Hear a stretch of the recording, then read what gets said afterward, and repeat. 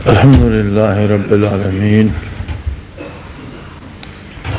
والصلاة والسلام على حبيبه محمد وآله وصحبه أجمعين. أعوذ بالله من الشيطان الرجيم. بسم الله الرحمن الرحيم.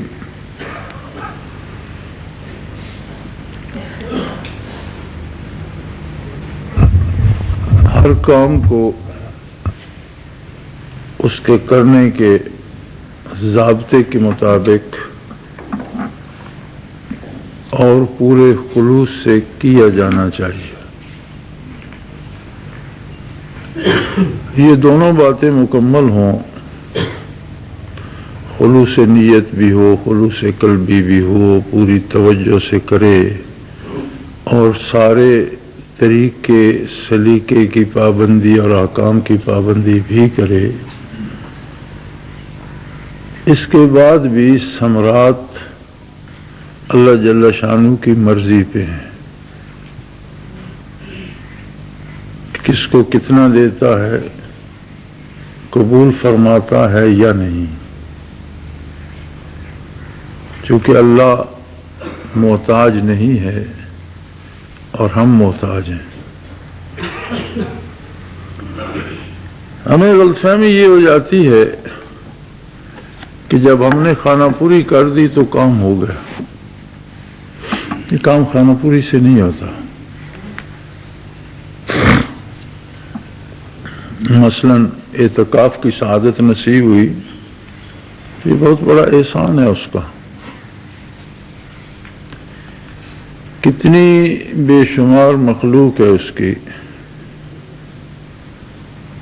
کتنے پری چہرہ، دراز قد، دولت مند، صاحب ثروت ایسے ہیں جو نور ایمان سے بھی محروم ہیں.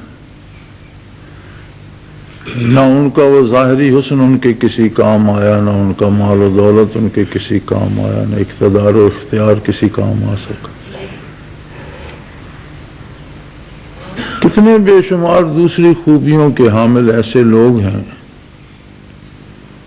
جنہیں ایمان بھی نصیب نہیں. پھر جنہیں ایمان نصیب ہے ان میں کتنی ایسی تعداد ہے کہ جنہیں صلاۃ خمسہ بھی نصیب نہیں. خود رمضان شریف میں چوریاں کرتے پھرتے ہیں، ڈاکے مارتے پھرتے ہیں، قتل و غارت گری کرتے پھرتے ہیں. آخر کہلانے کو تو وہ بھی مسلمان کہلاتے.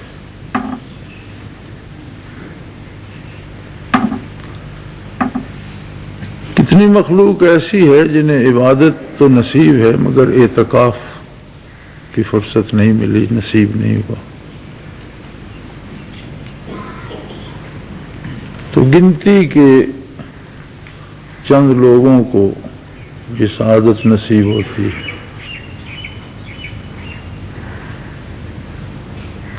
اب یہ ان کی مرضی ہے کہ وہ اسے خانہ پوری میں ڈالنا چاہتے ہیں، اپنی نیکی اور اپنی پارسائی کا اشتہار بنانا چاہتے ہیں، یا اس کے مقصد کو پانا چاہتے ہیں. اس کا مقصد تو یہ ہے کہ اعتکاف کے لمحات جو ہیں وہ سوائے اللہ کے کسی سے کوئی رابطہ نہ رہے. گنتی کے دن ہیں، اگر سنت اعتکاف ہے تو آخری عشرہ رمضان المبارک کا 10 ہوں گے یا 9 روزے ہوں گے. نفل ہے تو 1 دن ہے، 2 دن ہے، 4 دن ہے، گنتی کا وقت ہے. اور نفل اعتکاف کی کوئی قید نہیں. 1 دن کا، 1 گھنٹے کا، 10 منٹ کا، جتنی فرصت کسی کے پاس ہو مسجد میں آتا ہے اعتکاف کی نیت کر لے کہ جتنی دیر مسجد میں ہوں میں اعتکاف میں ہوں. نفلی اعتکاف کا ثواب تو ہوگا. لیکن اعتکاف سے مراد کیا ہے؟ مراد یہ ہے کہ حضور الہی ہر لمحے نصیب ہو.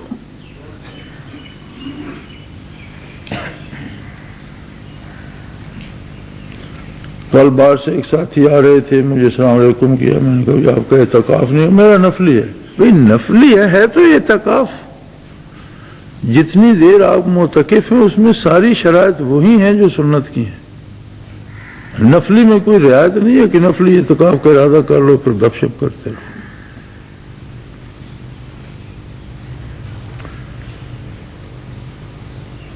اور اعتکاف اگر نفلی بھی ہے تو جتنے لمحے آپ معتکف ہیں ساری وہی شرائط ہیں جو مسنون اعتکاف ہیں، سارے احکام وہی ہیں، ساری پابندیاں وہی ہیں۔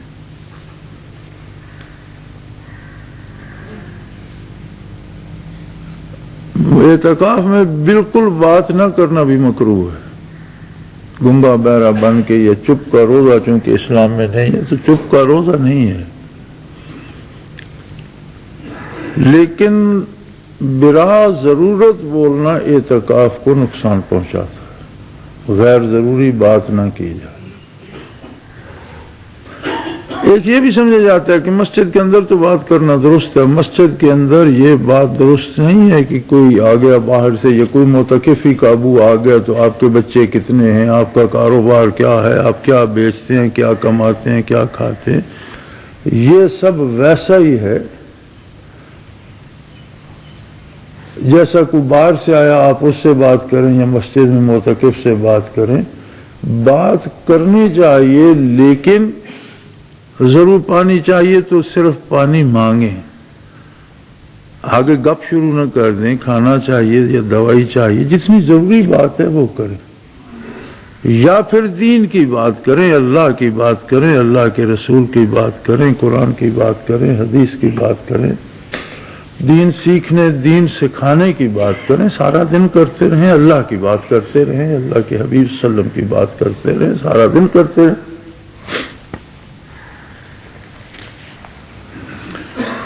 اس لیے کہ دین کی باتیں متوجہ اللہ کرنے میں معاون ہوتی ہیں، توجہ اللہ کے لیے نقصان دہ نہیں ہوتی، رکاوٹ نہیں بنتی۔ لیکن دنیا کی بات دنیا کی طرف متوجہ کرتی ہے، اور جو توجہ ذات باری کی طرف ہے اسے کم کرتی ہے، نقصان دیتی ہے۔ انسان کا مزاج ایسا ہے کہ اس کے لیے بڑا مشکل ہے کہ یہ محض مان کر بیٹھ رہے۔ اللہ جل شانہ سامنے تو ہوتا تو شاید کوئی سانس بھی نہ لیتا اور بیٹھا رہتا بت بنا، پلک بھی نہ جھپکتا اور ٹک ٹک دیکھتا رہتا۔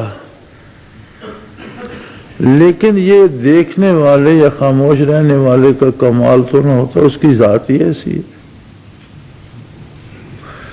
امتحان تو یہی ہے کہ جب میں نے کہہ دیا، میرے نبی نے تم تک میری بات پہنچا دی کہ میں تمہارے پاس موجود ہوں، تم مجھے دیکھو، تم میری سنو، اب اس بات کو مان کر یوں بیٹھو کہ اللہ میرے سامنے ہے۔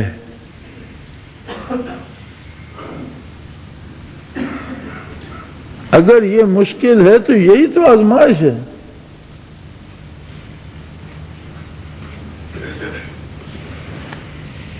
ہو دیکھنے کا شوق تو آنکھوں کو بند کر، ہو دیکھنے کا شوق تو آنکھوں کو بند کر، ہے دیکھنا یہی کہ نہ دیکھا کرے کوئی۔ ساری کائنات سے اگر آپ نگاہ کو بند کر لیں، اگر آپ اپنے خیالات کو روک لیں، اپنی سوچوں پر پہرا بٹھا دیں کہ اللہ کے سوا کسی کو نہ سوچے، تو اللہ جل شانہ کا دیکھنا کوئی محال نہیں ہے۔ لیکن یہ مادی آنکھ اس دنیا میں نہیں دیکھ سکتی، آخرت میں تو فَكَشَفْنَا عَنْكَ غِطَاءَكَ فَبَصَرُكَ الْيَوْمَ حَدِيدٌ، تمہاری آنکھوں سے حجابات ہٹا دیے گئے اور تمہاری آنکھیں بہت مضبوط، تمہاری نگاہ بہت مضبوط کر دی گئی۔ تو آخرت میں تو رب جلیل کو روبرو دیکھیں گے اللہ کے بندے،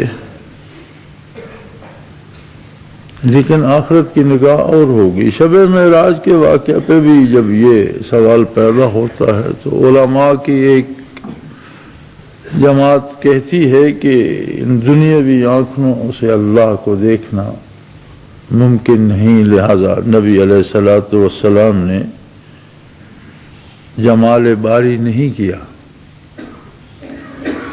مگر اکثر علماء جو ہیں وہ یہ فرماتے ہیں کہ آپ صلی اللہ علیہ وسلم اس عالم میں نہ تھے، قاب قوسین او ادنا، یہ احکام دنیا کے دنیا پہ رہ جاتے۔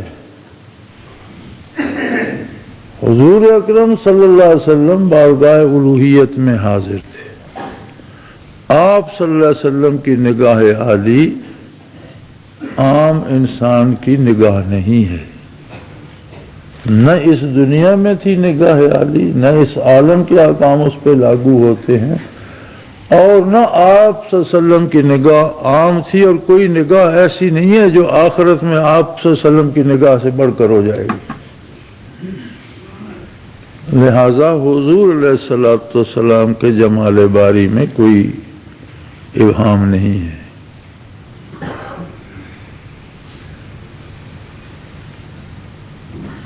بعض ما زاغ البصر وما طغى سے بھی ثابت کرتے ہیں، لیکن یہ حق ہے کہ آپ صلی اللہ علیہ وسلم کا ایمان اللہ کو دیکھ کر بھی ہے۔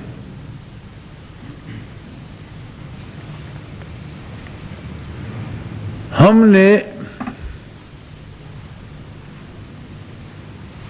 اللہ کے رسول صلی اللہ علیہ وسلم کو بھی نہیں دیکھا۔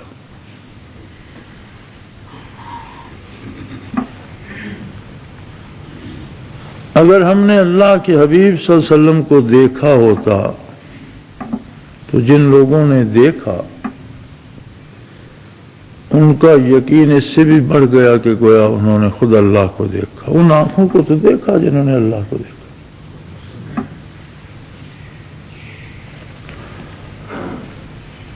ہم نے نبی کریم صلی اللہ علیہ وسلم کو بھی اور ان پاک نگاہوں کو بھی نہیں دیکھا جو جمال باری سے آشنا تھی، لیکن اگر ہم اپنے اندر وہ یقین پیدا کر سکیں حضور علیہ السلام کے حکم کے مطابق، تو آپ صلی اللہ علیہ وسلم سے پوچھا گیا کہ یا رسول اللہ صلی اللہ علیہ وسلم، آپ کی امت کے پہلے لوگ زیادہ اعلیٰ، اچھے اور مقرب بارگاہ ہیں یا آخری، کون سا حصہ؟ آپ صلی اللہ علیہ وسلم نے فرمایا کہ میری امت کی مثال اس بارش کی ہے جو لگتی ہے تو اندازہ نہیں ہوتا اور رکتی ہے تو جل تھل ہو جاتا ہے، کوئی نہیں سوچ سکتا کہ پہلے تیز تھی یا بعد میں تیز ہوئی۔ ایک دفعہ فرمایا کہ ان لوگوں کی عظمت اللہ کے ہاں مسلمہ ہے جو میرے بعد آئیں گے، صدیوں بعد آئیں گے، اور جنہوں نے مجھے دیکھا نہ ہوگا، مجھ سے سنا کچھ نہیں ہوگا، اور نسلاً بعد نسلاً میری بات روایت ہو کر ان تک پہنچے گی، اور اس پر اتنا یقین رکھیں گے کہ اس پر جان دے دیں گے، پیچھے نہیں ہٹیں گے۔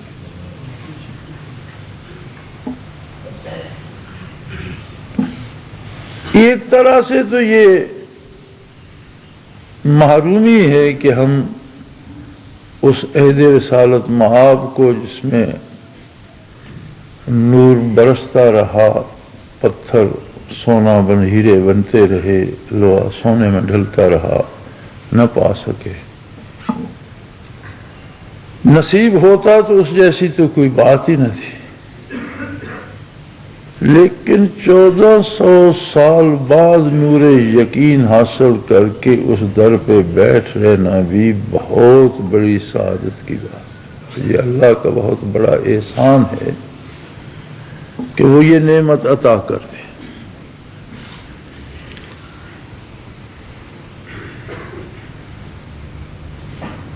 معتکف گویا ہر لحظہ بارگاہ الوہیت میں حاضر ہے، ہر بندہ ہر آن اس کے روبرو ہے، لیکن وہ اللہ کی طرف سے ہے۔ بندہ تو بے خبر ہوتا ہے، اسے تو نہیں پتا، اپنے کاروبار میں ہوتا ہے، ادھر مگن ہوتا ہے، اسے اللہ یاد نہیں ہوتا، اپنے پیشے میں، موج میلے میں، بات گپ شپ میں، اپنے سفر میں، تو وہی چیزیں اس کے پیش نظر ہوتی ہیں، اس کے دل میں دماغ میں وہی چیزیں ہوتی ہیں، ذات باری کا تو تصور بھی نہیں ہوتا، لیکن اللہ تو تب بھی ساتھ ہوتا ہے، اللہ تو ہر وقت ہر جگہ موجود ہے۔ یہ سارا کچھ چھوڑ چھاڑ کر سب سے نکل کر ایک ایسا وقت مختص کر لینا، ہمیں تو جب بھی مسجد میں بیٹھنے کی فرصت ملے اعتکاف کی نیت کی جا سکتی ہے، اس کے لیے کوئی رمضان ہی ضروری نہیں ہے، غیر رمضان میں بھی کی جا سکتی ہے، لیکن رمضان المبارک پھر اس کا آخری عشرہ جس کی بے شمار فضیلتیں اور جس میں لیلۃ القدر جیسی نعمتیں اور راحتیں ہیں، پھر سنت محمد الرسول اللہ صلی اللہ علیہ وسلم پر عمل کرتے ہوئے آپ صلی اللہ علیہ وسلم اعتکاف فرماتے تھے اور جبرائیل امین کے ساتھ قرآن حکیم کا دور فرماتے تھے۔ سب سے زیادہ مصروفیت جو اعتکاف میں رسول اللہ صلی اللہ علیہ وسلم کی ہوتی تھی وہ قرآن حکیم کا دور فرمایا جاتا۔ تو معتکف کو چاہیے قرآن پڑھتا رہے، درود شریف پڑھتا رہے، تسبیح پڑھتا رہے، باہر جاتا ہے ضرورت کے لیے، وضو کے لیے، تو توجہ اپنی اللہ ہی کی طرف رکھے، متوجہ اللہ ہی رہے۔ وضو کرنے بیٹھے تو وضو کی تسبیحات پڑھتا رہے، چل رہا ہے، سفر کر رہا، آ جا رہا ہے، درود شریف پڑھتا رہے، تسبیح و تحمید کرتا رہے، اور اس بات سے بے نیاز ہو جائے کہ کہاں کون ہے، کوئی ہے یا نہیں ہے، بڑا ہے چھوٹا ہے، کوئی کیا کر رہا ہے کیا نہیں، اسے کسی سے کوئی سروکار نہیں، صرف وہ ہے اور اس کا اللہ۔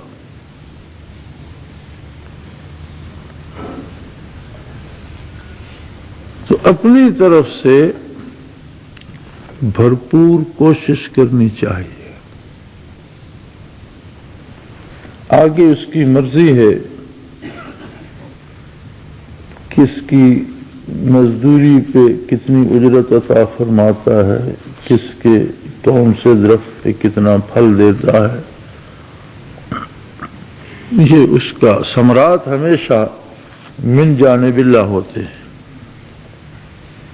پھل اس کی طرف سے لگائے جاتے ہیں، مجاہدہ اور محنت یہ بندے کے ذمے ہے۔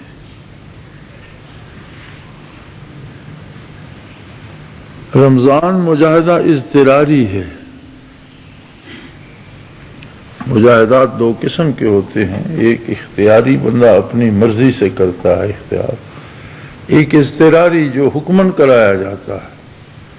تو ایسا کریم ہے کہ حکمن بھی مجاہدے کراتا ہے جس سے خطائیں معاف ہوں، نیکی قبول ہو، نیکی کرنے کی توفیق ملے اور آدمی متوجہ اللہ ہو۔ تو رمضان اضطراری مجاہدہ ہے، حکمن کرنا پڑتا ہے،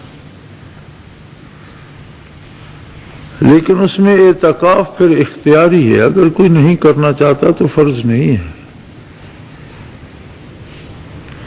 اختیاری تب تک ہوتا ہے جب تک آپ وہ جب اختیار کر چکے تو پھر وہ فرض ہی کی طرح اس کی پابندی ہو جاتی ہے، حتیٰ کہ اگر ٹوٹ جائے تو قضا لازم آئے۔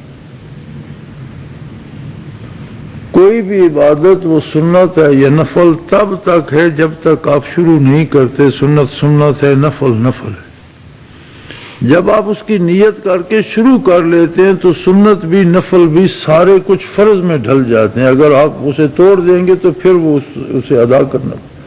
ایک آدمی نفل ہی پڑھ رہا ہے، اس نے ایک رکعت پڑھی، دوسری رکعت پڑھنے سے پہلے توڑ دیا، تو پھر 2 رکعت پڑھنا اس کے لیے ضروری ہوگا، جس طرح فرض کی قضا ہے اسی طرح وہ نفل اسے پڑھنے پڑیں، کیونکہ نفل تب تک نفل ہے، سنت تب تک سنت ہے جب آپ شروع نہیں کرتے، جب آپ شروع کر لیتے ہیں تو پھر وہ اس کا پورا کرنا فرض ہو جاتا ہے۔ اسی طرح اعتکاف تب تک سنت ہے جب تک آپ نے اختیار نہیں کیا، جب کر لیا تو وہی فرائض والی ساری پابندی آ گئی، حتیٰ کہ اگر کسی وجہ سے ٹوٹ گیا تو پھر اگلے سال اس کی قضا لازم ہوگی۔ تو اللہ کریم نے جب اتنا احسان فرمایا ہے، پھر اس نے ذکر قلبی جیسی نعمت عظمیٰ نصیب فرمائی، ذاکرین کی محفل نصیب فرمائی، اللہ اللہ کی سعادت بخشی، تو اپنا سارا وقت تلاوت یا درود شریف میں بسر کیجئے۔ یہ دنیا یہی ہے، جب اعتکاف ختم ہوگا تو دنیا بھی یہی ہوگی، دنیا والے بھی یہی ہوں گے، ان سے پھر گپ شپ کر لیں گے، کسی کے خیر خیریت پوچھنی ہے، بال بچوں کا حال پوچھنا ہے تو اعتکاف کے بعد، عید کے بعد ضرور پوچھتے رہیے گا، لیکن اب عید کا چاند، شوال کا چاند طلوع ہونے تک آپ کے لیے دنیا میں کوئی بھی نہیں ہے، آپ ہے اور ایک اللہ ہے، یکا و تنہا ہے بندہ، ایک بندہ ہے اور ایک رب العالمین ہے، بس کسی سے اس کا کوئی رشتہ نہیں ہے، کسی کی اس کو کوئی فکر نہیں ہے، کسی کی کچھ پوچھنے کی ضرورت نہیں، کسی کو کچھ بتانے کی ضرورت نہیں،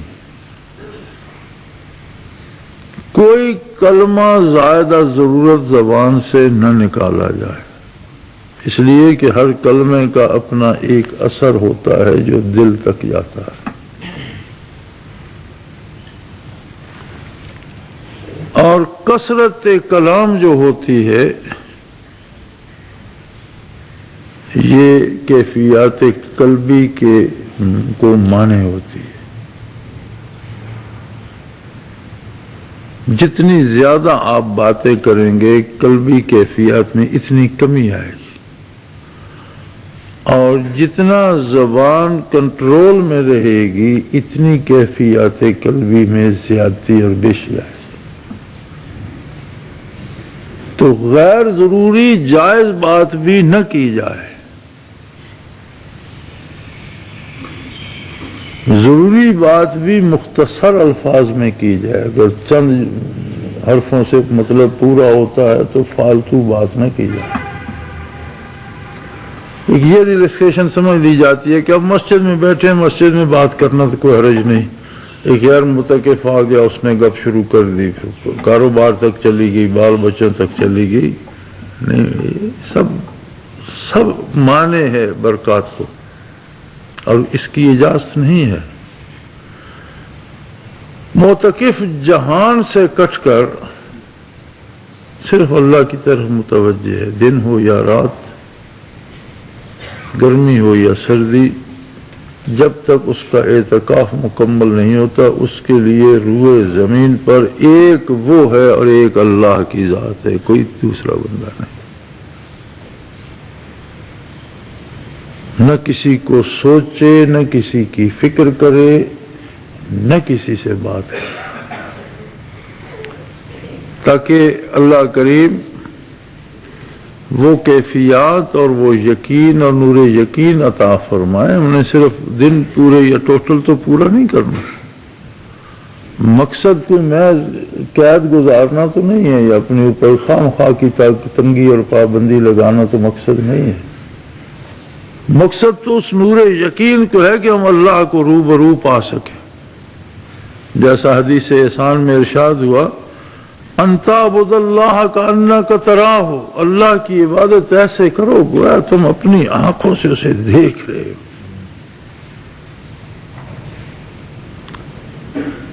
فَإِن لَّمْ تَكُن تَرَاهُ فَإِنَّهُ يَرَاكَ، كَمَا قَالَ رسول اللہ صلی اللہ علیہ وسلم، اگر یہ جرأت تم میں پیدا نہ ہو کہ میں اپنے اللہ کو دیکھ رہا ہوں، تو یہ یقین تو کم از کم پیدا کر لو کہ میرا اللہ مجھے دیکھ رہا ہے۔